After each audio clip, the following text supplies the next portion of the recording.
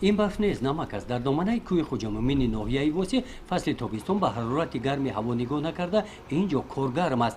ماه ایول و آگوست موسم دوره جمع‌آوری نمک میباشد.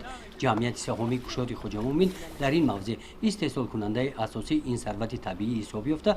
برای آنکه حاصل نمک با پورگی جمع‌آوری کرده شود برای کارگران شرایط‌های مساعد مهنت را مهیا کرده است. هر روز خوراک تامین میکنه، تکنیکش میبرن میورن، اتوبوس هست، همین شرایطش هست کارخانه.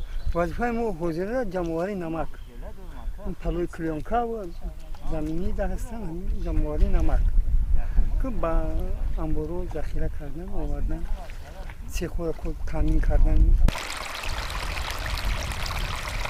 از روی اطلاع رهبریت کارخانه نظر به سال گذشته امسال با جمع‌آوری نمک یک ماه دیرتر شروع کردند. سبب این بارشات زیادی باران‌ها بود. در پلها باشد حاصل نمک انا همین گونه فراوان است. تورخان باباєв سابقه زیاده از 40 ساله کاری دارد.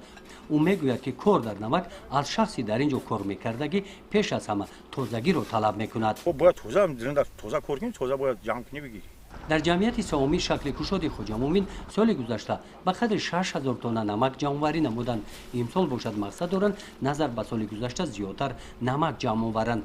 حاصل نمک در سیخ‌ها کارکرد کرده شده برای استعمال به شهر و ناحیه‌های مملکت برده می‌شوند. برای کارکرد نمک در کارخانه سیخ‌های نو و زمانوی مورد استفاده قرار می‌گیرند و مثل انا این سیخ که ماه ایول مورد استفاده قرار گرفته است. در اینجا استحصال ظرف‌های پلاستیکی به راه مانده شده است.